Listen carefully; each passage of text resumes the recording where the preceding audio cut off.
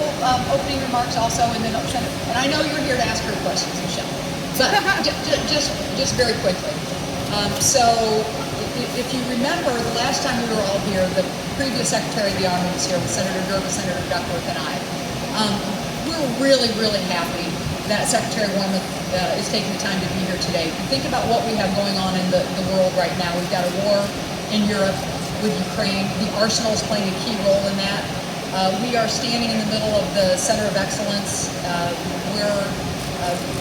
We are playing a key role right here from the Quad Cities in what's happening in Ukraine, and have the capability of continuing to play a major role in that. So couldn't be happier for the fact that we have the Secretary of the Army here.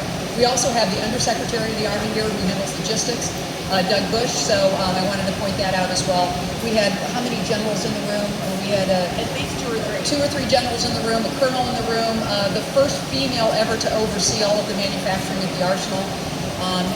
So we're very proud of Colonel Bennett as well. So just kind of trying to lay the groundwork here. Now I'll turn it back over to the Secretary.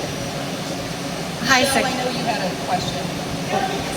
All right. Okay. Hi, Secretary. I'm Sarah Watson with the Quad City Times. There was in Congress, there was a lawmaker who mentioned that she supported another round of base realignment and closures. And obviously the Rock Island Arsenal is a big employer in the Quad Cities, so people are following this very closely. And I'm wondering if you could speak to whether people should put any stock into this, if the Arsenal or Quad Citians should be worried about a national BRAC. Quad City residents should not be worried about a BRAC. There are no plans for any kind of a base closure here. You know, if anything, I would say Rock Island Arsenal is as important as ever.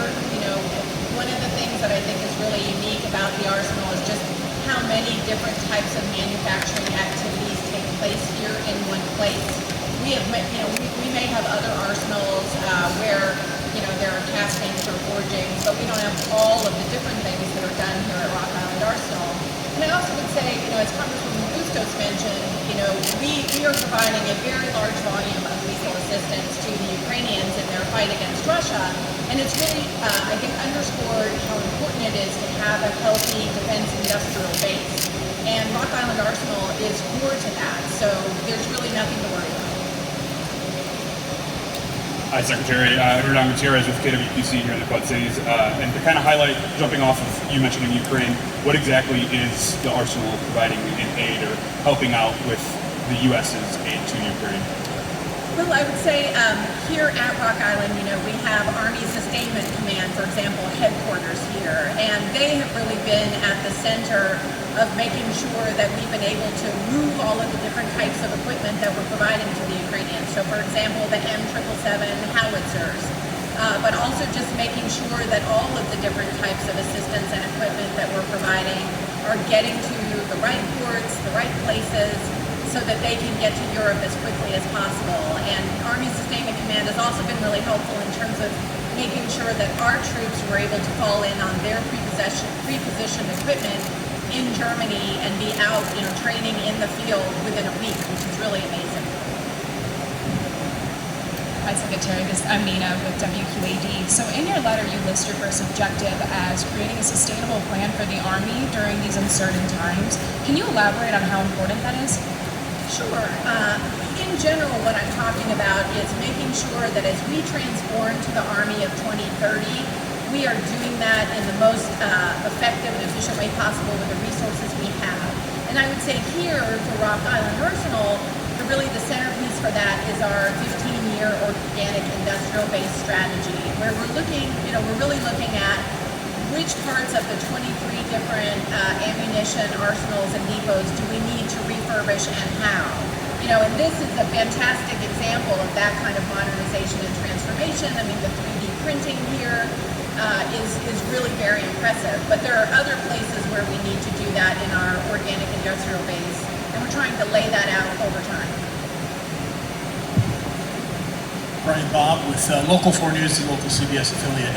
You've already touched on some of the stuff that I'm asking in this question, but what can you tell to others to maybe bring more to this island?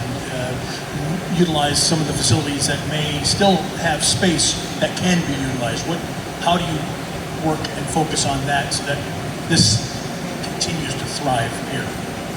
Well, I think one thing we can do is talk to our sister services about what their requirements are and how, frankly, we may be able to help them with some of their requirements.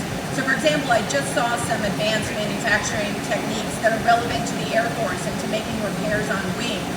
So I think that's one thing we can do to try to bring more volume to Rock Island. Hi, my name's Michelle. I'm with the public radio station here, WVIK. We have a similar question about the balance between contracts with private companies for the Army and all the services and the logistics, the supply chain, the whole thing, and putting more of the Army's civilian workers to work with more contracts. And how do you see that balance, and what would you like to see for what the Arsenal has to offer? Well, I think I'm always interested when it comes to public-private partnerships, whether it's with industry. I look to them for sources of innovation. How can we do things in new ways to be more effective? And in terms of the workforce here, I think what we really need to look at is how can we continue to bring in the kinds of skills that we need to operate some of this more advanced equipment, to work more with automation and digital technologies, for example. And as I understand it, we're doing a lot here at Rock Island to reach out to local universities and colleges, the high schools, so that we can kind of continue to replenish the workforce, particularly as some of the folks get ready to retire. I guess part of my question is, how can we get more contracts here? Well, I think, part of what we're all doing is coming out of the pandemic, frankly, where, everything slowed down a bit. But I think, that is starting to pick up. And again, I think one of the best things we can do is talk to our sister services about their needs, but then also, show industry what we're able to do here. And I understand that we had a casting summit here not long ago where we were really bringing in industry to see some of what's being done here to try to draw them in.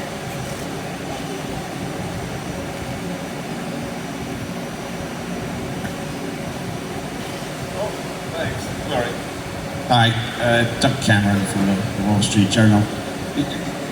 As you mentioned, it's the Arsenal's an innovation centre, and I'm curious what role, if any, it may have in the Ukraine Security Assistance Programme. You had that RFI out for private sector to come up with things that might be fielded, in as soon as 30 days. That closed about 30 days ago, so is there any movement on that? I understand you had about 1,100 responses.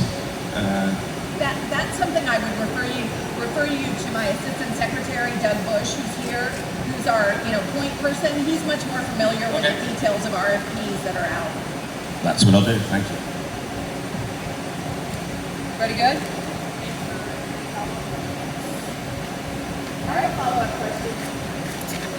Our news director wanted to know, before you got here, what did you expect to see or hear? And is it vastly different? What are your first impressions? That's a great question. It's, I had the opportunity to visit McAllister ammunition plant in Oklahoma. And so that was kind of my sort of point of reference, if you will, in terms of coming to Rock Island. I think two things jump out at me. One, I didn't realize what just an incredible history there is here at the Arsenal. The fact that it goes back 160 years and that we had, Confederate prisoners here on the island, that's just remarkable. So I think the history here is pretty incredible. But then also seeing the very high-tech things that we're doing here at the Center for Manufacturing Excellence is really great and a very positive experience. Thanks, everybody. Thanks, you guys.